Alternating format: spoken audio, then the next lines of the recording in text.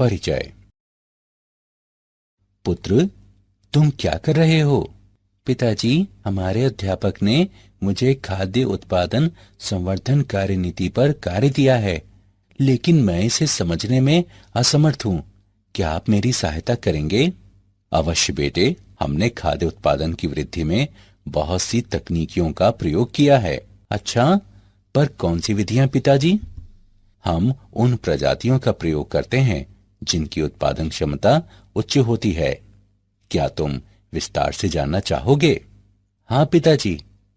इस अध्याय में आप सीखेंगे कि मानव जाति के लिए भोजन के उत्पादन में वृद्धि किस प्रकार की जा सकती है। उद्देश्य। इस पाठ के अंत में आप निम्न करने में सक्षम हो जाएंगे: पशुपालन की व्याख्या करना, पादप प्रजनन एवं इसके प्रकारों का वर्णन करना, एकल कोशिकीय प्रोटीन को जानना, ऊतक संवर्धन की व्याख्या करना। पशुपालन। पशुपालन गाय, मवेशी, बकरी आदि जैसे घरेलू पशुओं की देखभाल करने का विज्ञान है, जिनका उपयोग मुख्यतः भोजन या उत्पाद के स्रोतों के रूप में किया जाता है।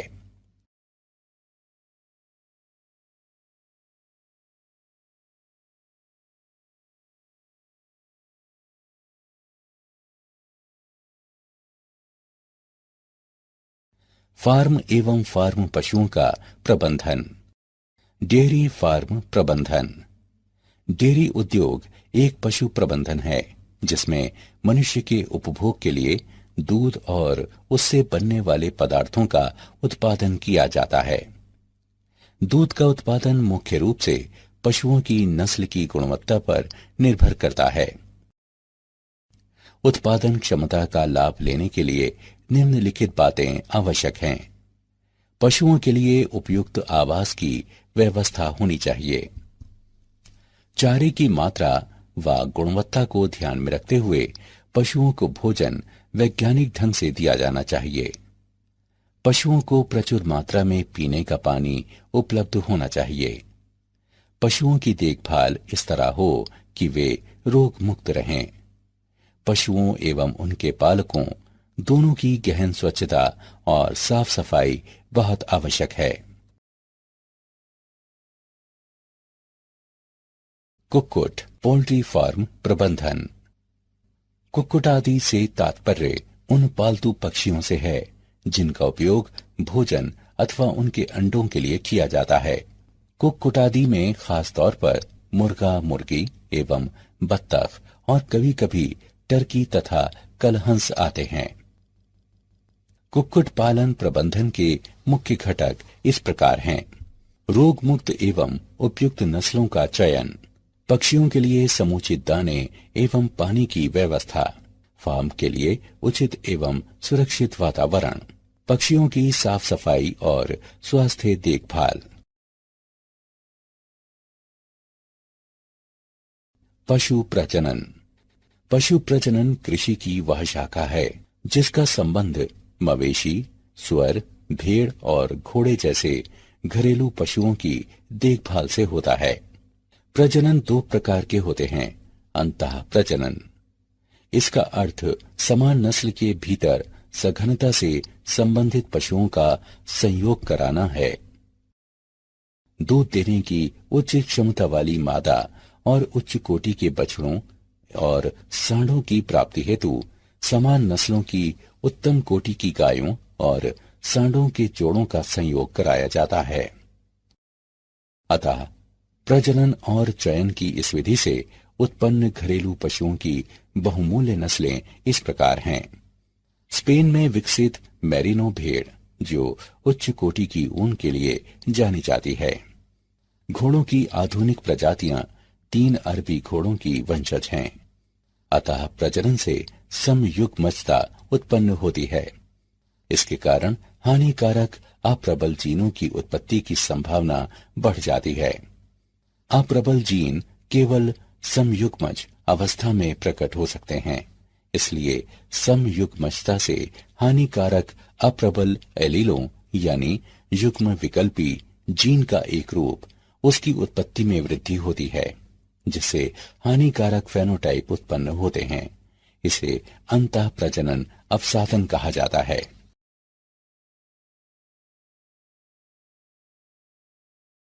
बाह्य प्रजनन, इसका तात्पर्य समान या अलग अलग नस्लों या यहाँ तक कि अलग अलग प्रजातियों के भी असंबद्ध पशुओं के संयोग से होने वाले प्रजनन से है।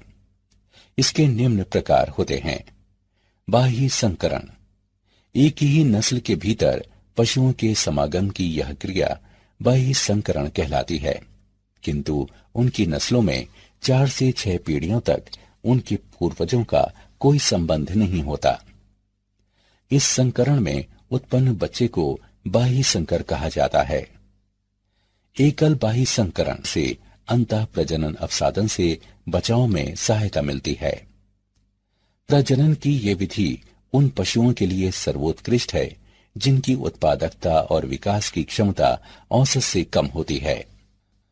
संकरण, इस विधि में एक ही प्रजाति की एक नस्ल के श्रेष्ठ नर का दूसरी नस्ल की श्रेष्ठ मादा से संयोग कराया जाता है। इससे उत्पन्न होने वाले बच्चे में 2 विभिन्न नस्लों के वांछित गुणों के संयोजन में सहायता मिलती है। इस तरह उत्पन्न संकर पशुओं का उपयोग सीधे व्यवसाय हेतु उत्पादन अथवा नई और दीर्घजीवी नस्लों के विकास के लिए किया जा सकता है। बीकानेरी भेड़ों तथा मैरिनो मेढ़ों के समागम से विकसित एक नई नस्ल हिसर डेल संकरण का एक उदाहरण है। अंतराजातीय संकरण, यह विजातीय प्रजनन की एक विधि है जिसमें 2 अलग अलग प्रजातियों के नर और मादा का समागम कराया जाता है ताकि इससे उत्पन्न बच्चे में दोनों की विशेषताएं आ सकें। उदाहरणार्थ, नर गधे तथा मादा घोड़ी के मिलन से खच्चर की उत्पत्ति अंतः विशिष्ट संकरण का एक उदाहरण है। कृत्रिम वीर्य सेचन, ये वो प्रक्रिया है जिसमें प्रजनक एक उत्तम नर से लिए गए शुक्राणुओं को सुई के माध्यम से किसी चयनित मादा के जनन क्षेत्र में छोड़ता है। इस प्रक्रिया के लाभ, शुक्राणु का उपयोग तत्काल किया जा सकता है अथवा इसका संचय कर फ्रिज में रखा जा सकता है और बाद में जब मादा जनन की अवस्था में हो तब इसका उपयोग किया जा सकता है। जमी अवस्था में शुक्राणु को दूर उस स्थान पर ले जाया जा सकता है जहां उत्तम चयनित मादाएं हों। किसी श्रेष्ठ नर के शुक्राणुओं का प्रयोग कई मादाओं पर किया जा सकता है। इस प्रक्रिया का एकमात्र दोष यह है कि इसमें सफलता की दर बहुत कम है। बहुविध अंडोत्सर्ग भ्रूण अंतरण तकनीक यानी MOET, ये मवेशी में सुधार की एक विधि है। इस विधि के विभिन्न चरण इस प्रकार हैं। शरीर में स्थित रसस्रावी कूप की परिपक्वता और उत्तम अंडोत्सर्ग यानी एक चक्र में 6 से 8 अंडाणुओं के उत्पादन के लिए प्रवृत्त करने हेतु एक गाय को रसस्रावी कूप को उत्तेजित करने वाले हार्मोन जैसा हार्मोन दिया जाता है। गाय का उत्तम सांड से समागम कराया जाता है अथवा उसमें कृत्रिम वीर्य सेचन कराया जाता है। इस विधि में 8 से 32 कोशिकीय अवस्थाओं में निषेचित डिंब प्राप्त होते हैं जिन्हें सरोगेट मादा में प्रेषित कर दिया जाता है। इस तकनीकी का प्रयोग मवेशी, खरगोशों, घोड़ियों इत्यादि पर किया जा चुका है। कम समय में बछड़े बछियों की संख्या में वृद्धि हेतु इस तकनीकी से उच्च दुग्ध उत्पादन क्षमता वाली नस्ल की मादाओं तथा उच्च गुणवत्ता के मांस वाले बच्चे उत्पन्न करने वाले सांडों का प्रजनन सफलतापूर्वक कराया जा चुका है।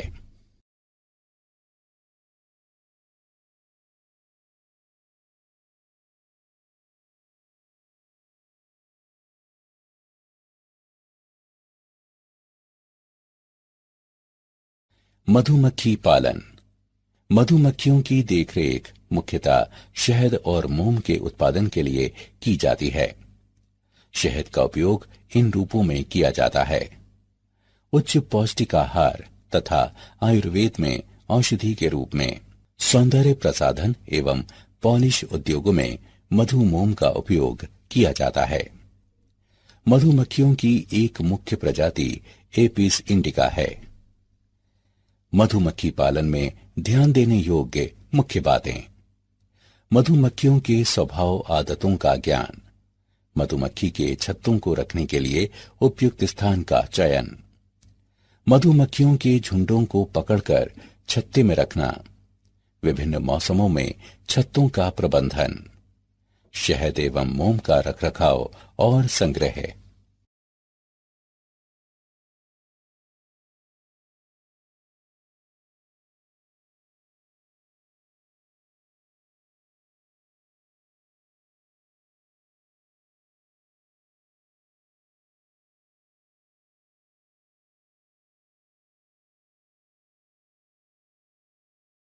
मात्स्यिकी।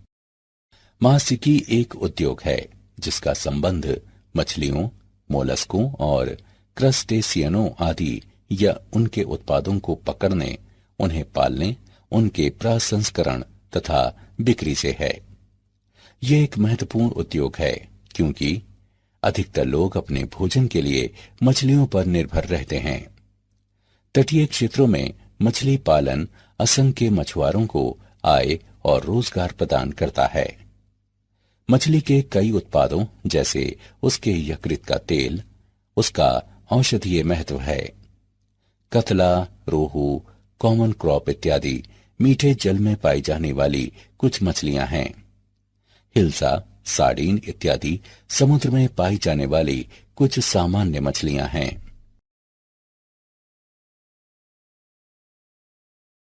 पादप प्रजनन।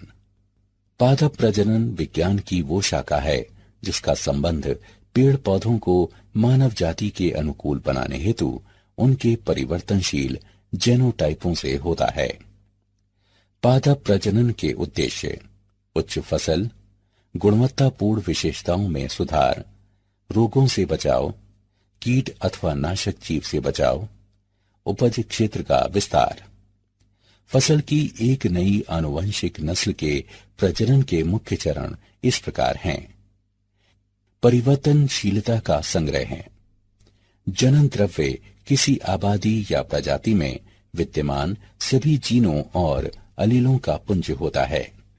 इस तरह किसी फसल का जनन द्रव्य या जीन कोश विभिन्न जीनों का एक समूह होता है जिसका तात्पर्य अंतः या आंतर लक्षित परिवर्तन से होता है जो अनुकूलित पौधों के सुधार के लिए किया गया हो या किया जाने वाला हो।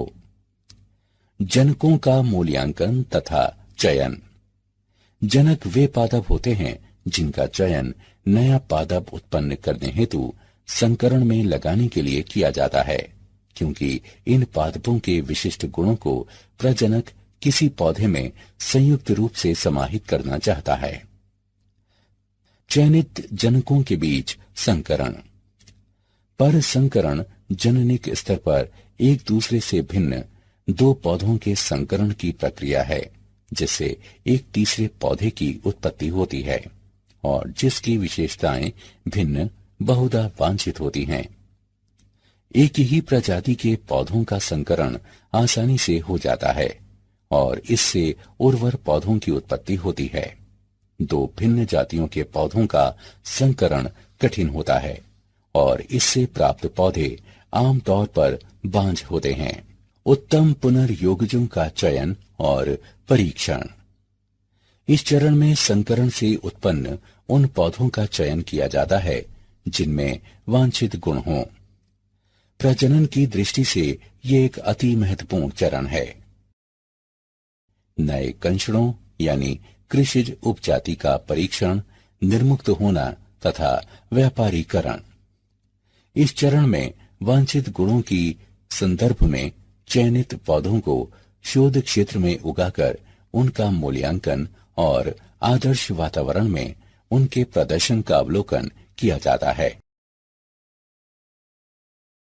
रोग प्रतिरोधकता के लिए पादप प्रजनन। जनक पादपों की प्रतिरोधक और रोग संवेदी किस्मों का संकरण और फिर संकरण से प्राप्त पौधों से रोग प्रतिरोधी क्षमता एवं फसल की गुणवत्तापूर्ण विशेषताओं के लिए पौधों का सावधानी पूर्वक चयन कर किसी पौधे में ये गुण सन्निविष्ट किए जा सकते हैं। उदाहरण, बाजरे की एक उन्नत किस्म में बाजरे तथा अन्य घास के एक रोग यानी ग्रीन एयर को रोकने की उच्च क्षमता होती है। रोग प्रतिरोधकता हेतु पादप प्रजनन की विधियां।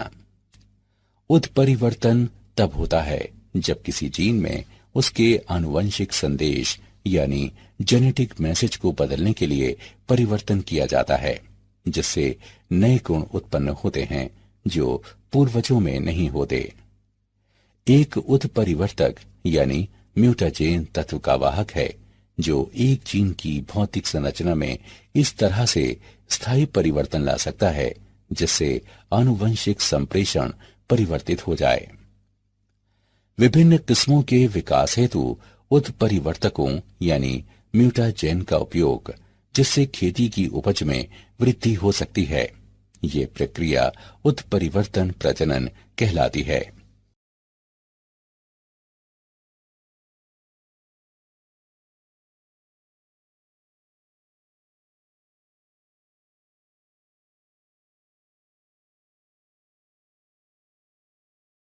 कीटों और नाशी जीवों के प्रति प्रतिरोधी क्षमता के विकास हेतु पादप प्रजनन।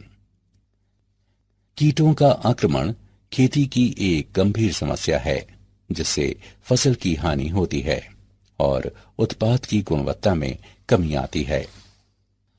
प्रतिजीविता प्रतिरोधक क्षमता से बहुधा कीटों की मृत्यु दर में वृद्धि होती या दीर्घजीविता तथा प्रजनन में कमी आती है। कीट प्रतिरोधी शस्य उत्पादों की किस्मों का उपयोग आर्थिक, परितंत्री तथा पर्यावरणीय दृष्टिकोणों से लाभदायक है। उदाहरण, कीट प्रतिरोधी बीटी मक्का।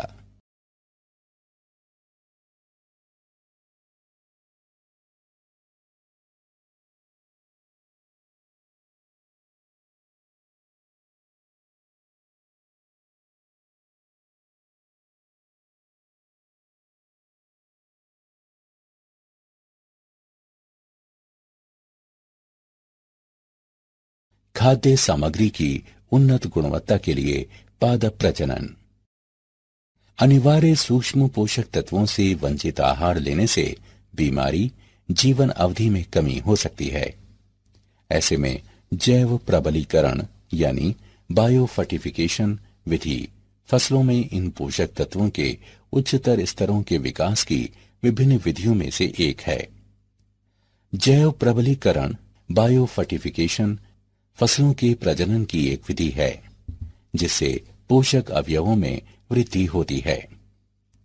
जैव प्रबलीकरण बायोफर्टिफिकेशन का उद्देश्य सूक्ष्म पोषक तत्वों के कुपोषण से होने वाली रुग्णता तथा मृत्यु दर में कमी लाना, विकासशील देशों की गरीब जनता के लिए खाद्य सुरक्षा, उत्पादकता तथा जीवन की गुणवत्ता में सुधार।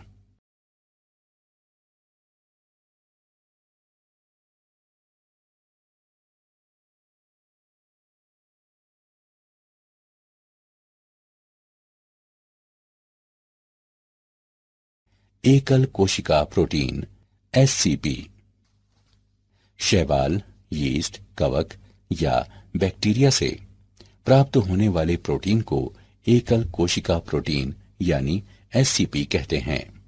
एससीपी में पूरक प्रोटीन के एक विशाल स्रोत में विकसित होने की क्षमता होती है जिसका उपयोग पशुधन के चारे में किया जा सकता है।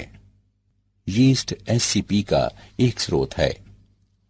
यीस्ट के लाभ: आकार बैक्टीरिया से बड़ा होने के कारण फसल के लिए आसान, मैलिक एसिड का उच्च स्तर, लाइजीन का उच्च स्तर, पीएच के अम्लीय मान पर भी फसल संभव।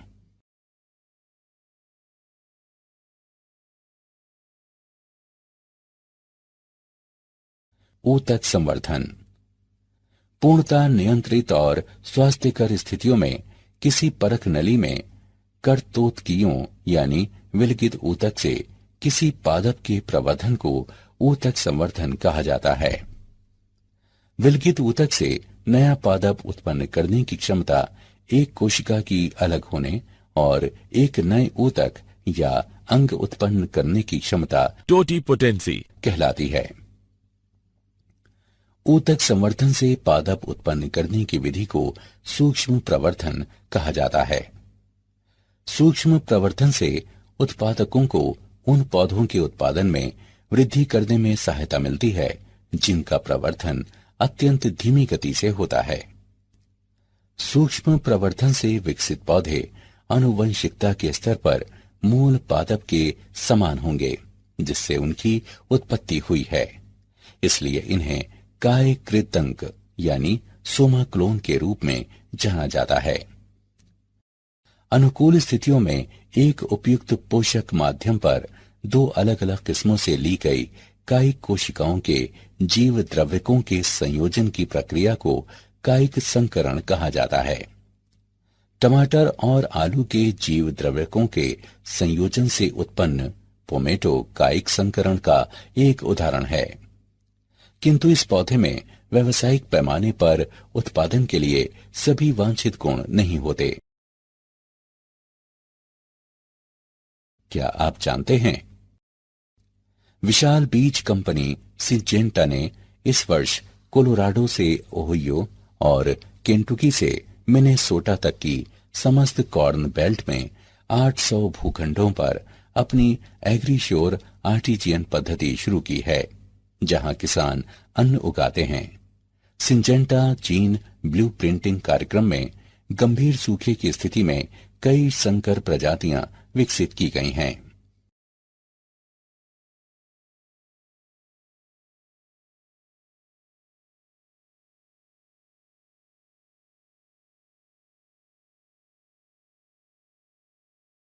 सारांश। आइए हमने जो कुछ सीखा है उसे संक्षेप में दोहराएं। पशुपालन घरेलू पशुओं जैसे गाय, मवेशी, बकरी आदि की देखभाल करने का विज्ञान है, जिनका उपयोग मुख्य रूप से खाद्य सामग्री या उत्पाद के स्रोत के रूप में किया जाता है। मानव उपभोग हेतु दूध एवं दुग्ध उत्पादों के लिए पशुओं का प्रबंधन डेयरी उद्योग कहलाता है। पोल्ट्री से तात्पर्य उन पालतू पक्षियों के संवर्ग से है जिनका उपयोग भोजन अथवा उनके अंडों के लिए किया जाता है। पशु प्रजनन कृषि की वो शाखा है जिसका संबंध घरेलू पशुओं जैसे मवेशी, सुअर, भेड़ और घोड़े आदि की देखभाल और प्रजनन से है।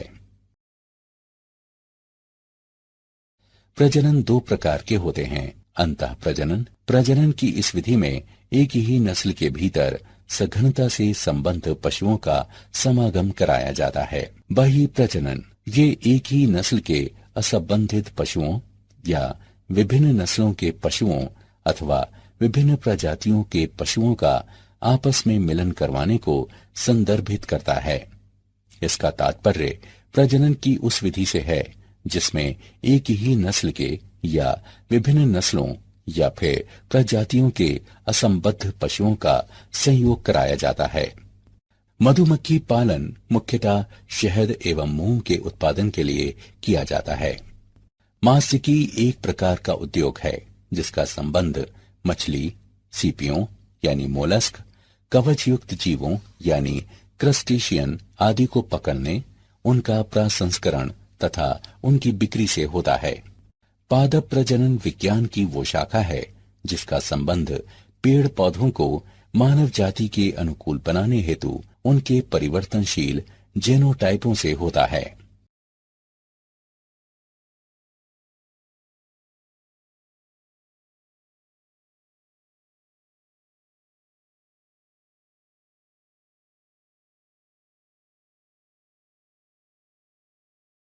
उत्परिवर्तन तब होता है जब किसी जीन में उसके आनुवंशिक संदेश यानी जेनेटिक मैसेज को बदलने के लिए परिवर्तन किया जाता है, जिससे नए गुण उत्पन्न होते हैं जो पूर्वजों में नहीं होते। जैव प्रबलीकरण यानी बायो फर्टिफिकेशन फसलों के प्रजनन की एक विधि है जिससे पोषक अवयवों में वृद्धि होती है। शैवाल, यीस्ट, कवक या बैक्टीरिया से प्राप्त होने वाले प्रोटीन को एकल कोशिका प्रोटीन यानी एससीपी कहते हैं। विलगित ऊतक यानी करतोतकी से नया पादप उत्पन्न करने की क्षमता किसी कोशिका की अलग होने और एक नए ऊतक या अंग उत्पन्न करने की क्षमता टोटीपोटेंसी कहलाती है।